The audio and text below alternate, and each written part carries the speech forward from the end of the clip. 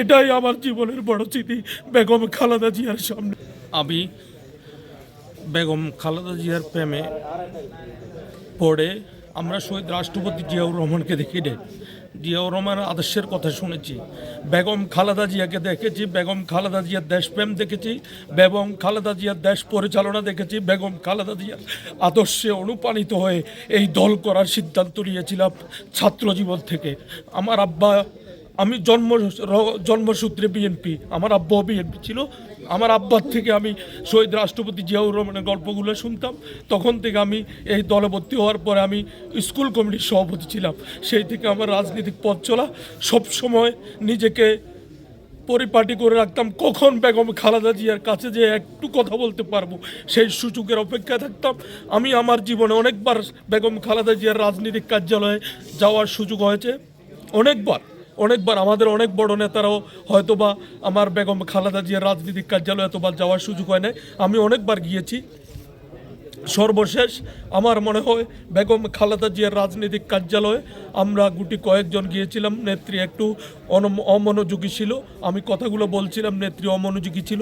আমি যখন নেত্রীকে বললাম, ম্যাডাম আমরা এ রুমে আসার সুযোগ কখনো হবো কিনা জানি না, আর কখনো পাবো কি না তাও জানি না, আপনি যদি আমাদের কথাগুলো একটু মনোযোগ দিয়ে শুনতেন খুব খুশি হতাম। আমরা সেই সুদূর পেনে থেকে এসেছি। ম্যাডাম জিয়া চেয়ারটা ঘুরিয়ে একটা মুচকি এসে দিয়ে আমাকে বলছিল, তোমার কথাগুলো তুমি বলো। সেদিন আবেগ অনুভূতির কথা বলতে গিয়ে 40 মিনিট ম্যাডামের সাথে কথা বলেছিলাম। ম্যাডাম ধৈর্য সহকারে সেই কথাগুলো শুনেছে। এটাই আমার জীবনের বড় স্মৃতি বেগম খালেদা জিয়ার সামনে, এর চেয়ে বড় স্মৃতি আর নাই। এবং বেগম খালেদা জিয়া এই ফেনীতে আমার জানা মতো মনে হয় 11-12 সালে বন্যায় কবলিত এলাকার মানুষের পাশে দাঁড়ানোর জন্য এসেছিল। এর বাইরে বেগম খালেদা জিয়ার সাথে আমার তেমন কোনো স্মৃতি নেই। বেগম আপনাদের মাধ্যমে বেগমে খালেদা জিয়ার জান্নাত, আল্লাহ মহান আল্লাহ পাক যেন বেগম খালেদা জিয়াকে জান্নাতের উচ্চ মাকাম দান করে আল্লাহর আপনাদের মাধ্যমে। এবং দেশবাসীর কাছে বেগম খালেদা জিয়ার জন্য দোয়া চাই। সকলে ম্যাডাম জিয়ার জন্য মন থেকে দোয়া করবেন, আল্লাহ যেন ওনাকে ব্যস্ত নসিব করেন, আমিন। ইতিমধ্যে দেখেছেন আমাদের কেন্দ্রীয় কমিটির ভাইস চেয়ারম্যান জনাব আব্দুল আওয়াল মিন্টু সাহেব কালকে সাংবাদিকদেরকে ক্লিয়ার করেছে।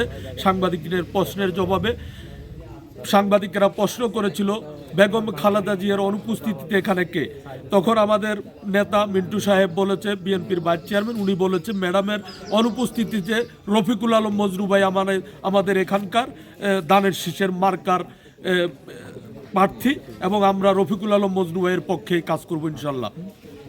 চাওয়া কি আছে, কীভাবে কাজ করবেন? ধরেন কাজ করার উদ্দীপনাটা কি, যেহেতু শূন্যতাকে ঘিরে আপনার আমরা এই শোককে শক্তিতে পরিণত করে আগামী দিনে দেশনেত্রী বেগম খালেদা জিয়ার রেখে যাওয়া স্বপ্নগুলো বাস্তবায়ন করার লক্ষ্যে আগামী দিনে তারেক রহমানের হাতকে শক্তিশালী করার জন্য আমরা এই দানের শীষে আগামী 12ই ফেব্রুয়ারি দানের শীষে অনেক ভোটের ব্যবধানে বুঝিয়ে দিতে হবে পেনি একের মাটি বেগমে খালেদা জিয়ার ঘাঁটি। সেটা আমরা প্রমাণ করব দানের শীষে ভোটের মাধ্যমে, এবং রফিকুল আলম মজনু ভাইকে ভোট দিয়ে এখানকার এমপি আমরা নির্বাচিত করব ইনশাল্লাহ।